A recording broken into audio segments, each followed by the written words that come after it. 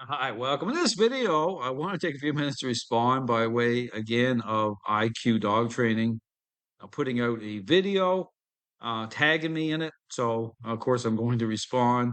And here you have Ryan, the trainer, attempting to push back on what I'm saying in terms of what represents a real picture of change. Again, talk about the core ingredients being reconciled in a very specific way which changes perceptions of dogs the right way in terms of diminishment of unwanted behavioral issues and in terms of a real picture of change. And so, again, I talk about, how a counterfeit picture, okay, is set in motion by trainers who are focused on a response in a very superficial way, not understanding, okay, why it is that so many dog owners, continue to struggle in their relationships even after investing time, money, and energy into this idea. And so here again, I've already gone through a series of videos by way of IQ dog training, very similar to Kevin Murdaugh's approach. You hear words like, herding, blocking. Again, one of the videos he says about, not using treats, but then showing he's using treats, by way of a dog going into crates. And so I talk about the problem by way, again, of response that way, okay, in terms of setting responses in motion, dogs that, in terms of how they see you in the relationship and why it's important, okay, to make sure that you're approaching a relationship problem for what it truly represents, a intervention. And so here again, a lot of the same type of inflammatory language. You hear Ryan go on about, how it is about using force. Giving the dog. Again, talked about the last video about the issue of free will and choice.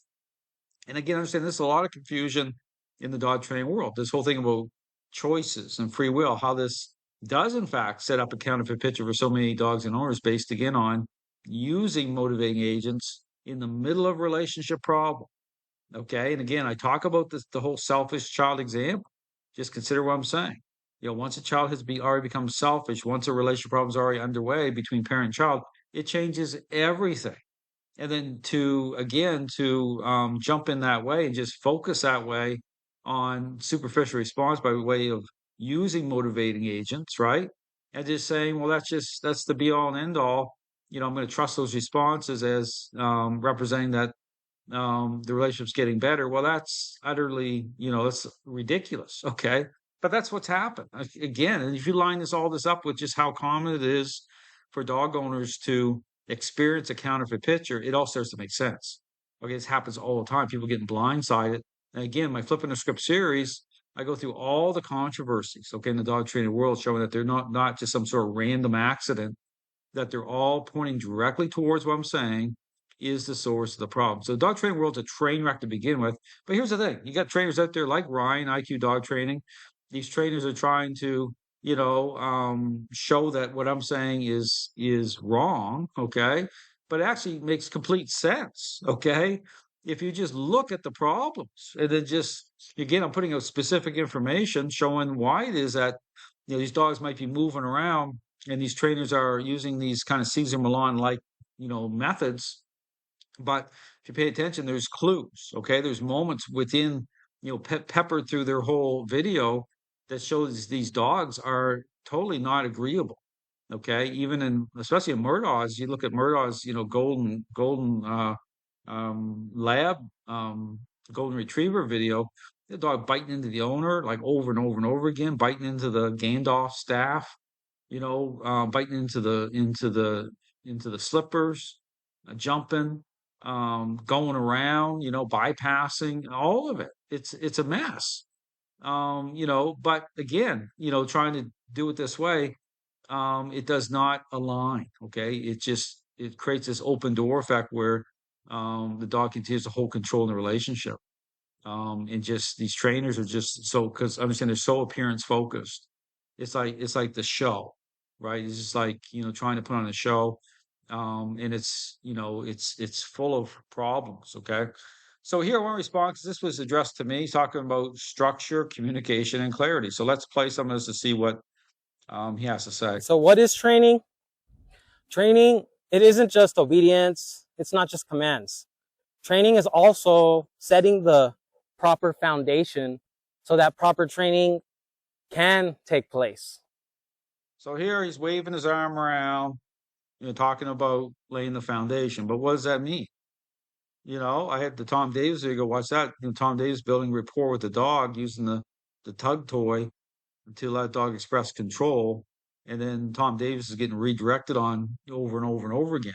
So, we talk about foundation because here's the same thing. When I talk about structure, okay, I talk about, using crates, okay, using, being putting structure in place, but that's in conjunction with alignment with a proper method that reconciles those core ingredients. Because the core ingredients, okay, the proper method, the interactions are what create the change part. Okay, so without that, okay, if you're following some other path here that doesn't reconcile those core ingredients properly, then you could have structure and you're stalled out. Okay, you'll be in a holding pattern, so to speak, and you'll be waiting for the next bad thing to happen. Okay, you're managing a problem that isn't being fixed. So it's like structure is great, but it's got to align with a method that actually changes. Okay, understand that's the problem here. So you hear this trainer talking this way, but understand he does not approach training the way I describe. Okay, his methodology isn't that way. So that behavior can be shaped properly. Okay, to use that word behavior, I mentioned that on another video. Trainers who are superficially focused attach that word to superficial response. That's a red flag. Okay, anytime you hear a trainer use that word behavior out of context, that's your first clue. Okay, that they're focused on responses in a very superficial way. Just understand that. Okay, oftentimes these dogs are just responding, going through the motions. Okay, but they'll attach certain words that try to gin up these responses. That word doesn't belong. So I agree. Socialization alone, just letting dogs socialize or play, that is not training. But controlled social interactions in a controlled social setting, in a controlled environment, that is training. What does that mean? Okay, same thing. I already know there's problems here. It's like, okay, I even talk about trying to use other dogs, okay, third party, the Joel Beckman video I did, go watch that. So here it's like, because understand something, when I talk about, how this aligns up, it's specific. Okay, so when these trainers have a problem with how the leash is used, there's already a problem. That's it. Okay, you already got a problem. So they'll say certain things, right? Like generalized language. Okay, you hear these trainers a lot of times throwing out certain words and they might sound great, but what does that actually mean in terms of those core ingredients being reconciled? See, that's what it comes down to here with these trainers.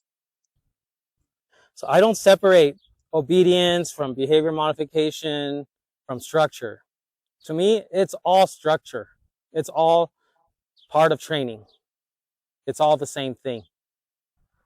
It's just one layer of structure on top of another layer of structure. So right now, these dogs haven't reached the obedience level yet, but they have the social structure down, and they have the social structure. What the heck does that mean?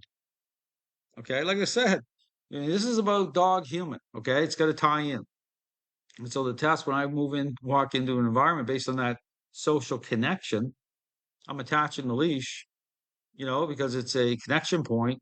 And again, lining things up, dog understand intent. And I'm assessing, okay? But then that's also what I'm using to create change. Okay, it's a conversation. Okay, understand it's a type of conversation that needs to happen. So here it's just talking about the social structure. Well, these dogs floating around here with each other, that means nothing to me. Okay, understand because that's where you can get blindsided, right? It's just like it's about it's like a selfish child floating around the house playing their video games. It's like the parents stand there. Well, my kid is well behaved. Well, what does that mean? Like, I'll look at I want to know. I want to know when that child is put under a demand, like clean up your toys. Then you're going to see it. See, this is the problem here. These trainers will they offer up an appearance of something and they try to spin it.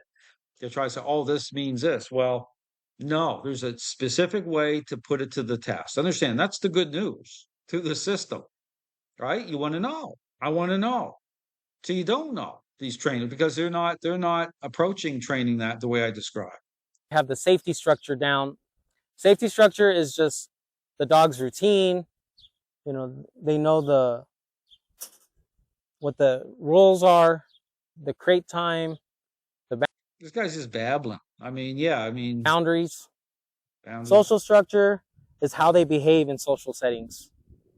And then finally is obedience structure. That's when I start to give formal obedience, or I can start polishing the obedience. So I've already showed videos of him, what that means to him. Okay. And that's a problem. After I have already laid down the foundation.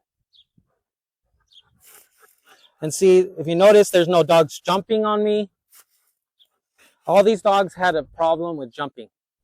Even this girl, Layla, she had a problem jumping.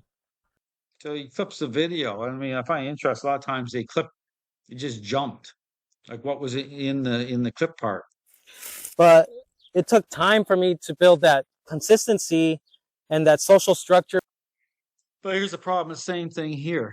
I talk about this whole fight and flight thing, the dog, in terms of walking into a situation and a certain expectation being put on, a dog. And this holds true. Think of what I'm saying. I'll have, when I've done training, helped out, say, new mothers who just had, say, a child, baby. And they'll say to me, say, Dale, my dog is really good around the baby, but everywhere else it's a flipping nightmare. And I say, well, think about that.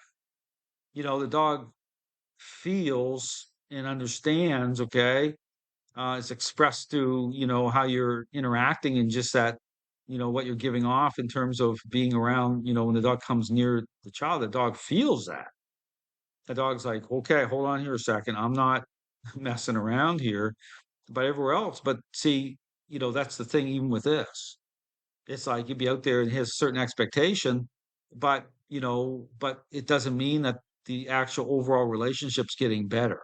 It's just like within one situation, because that's more important. That's the kind of vibe the trainer's giving off. But the dog can still be on, again, you can still be on the outside looking in. And see, that's why it matters about this lining up with, in terms of reconciling those core ingredients through the leash and through the interactions themselves. So that's the conversation. That's the getting the dog's pawn, making sure that real change is happening. Because you can't be sure about anything based on just responses off leash and stuff. I'll again, if you watch my videos, you'll see how I'm doing it. The leash is being used a certain way for a certain period of time. That conversation's happening, and then we go off leash. Then I know the pitcher can be trusted. But it's a litmus test. See, that's the thing. So here, these trainers who are like all about just appearances this way. I don't trust anything. And why should you? Because once you understand again, what is really in play here, what creates change, you're not going to do it. You wouldn't do it this way. With her, so she understands her role in the social dynamics, and so that she understands my role in the social. So you talk about social dynamics. You hear Kevin Murdoch going about social dynamics. Yeah, you can be dialed in at a certain level, but you have to go further than that. See, that's the big missing piece of the puzzle with these trainers. Structure.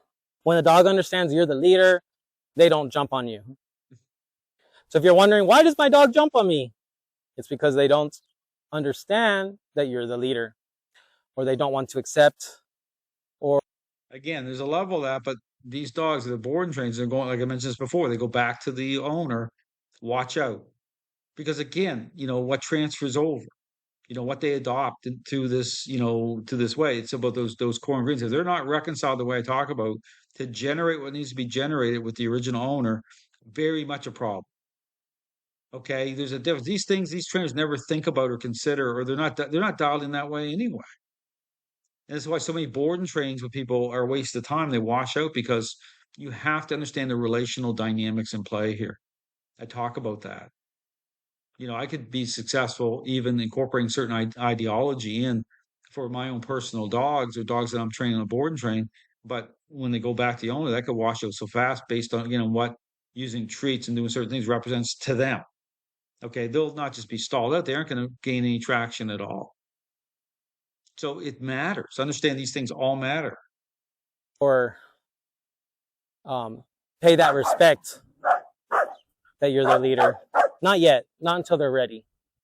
Hey, quiet. Come here. Come here. Sit. Layla, sit. Layla.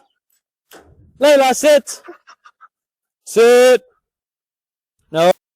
The same thing here. So these dogs will sit, they get up, they move around, they go. But again, even in terms of even in the framework of response itself, I question all of it because knowing what I know about trainers, this trainer here using treats and going on, it's like, even directly or indirectly, even the responses can't be trusted as representing anything beyond just response, superficial response, based on the type of association that's established through that. But I said it has to come into a level of a demand. Okay, a dog is agreeable to control and influence the way I talk about, and with the dog understanding intent. That matters. Okay, that's what creates the right picture of change. So I'll stop here again. Responding to this stuff, these trainers are putting out stuff saying like trust this, and then again you hear him coming up against, looking at me as a compulsion trainer, force, they'll start using that same inflammatory language like people like Zach George uses. Murdoch does the same thing. They're no different. They're no different than these, confused balance trainers, these force-free trainers. Look at the state of the dog training world. It's a train wreck. I mean, just don't take my word for anything. Go and do your own research. Watch my Flipping the Script series. I put it all out there. These trainers, they can't confront any of it because they're part of the problem. Understand they're established in it. They're in agreement with this mess. And so it's like a culture. It really is. It's like it's part of the package deal. You end up with a bad picture of change. Well, they just move on. It must something wrong with the dog. People taking the hit all the time, or people just accepting failure, because they love their dog. They're not going to give up on their dog, but then these things all wash out. So the dog training world is inherently corrupt. It's flawed to the core. And again, it's all appearance based. Thanks for watching.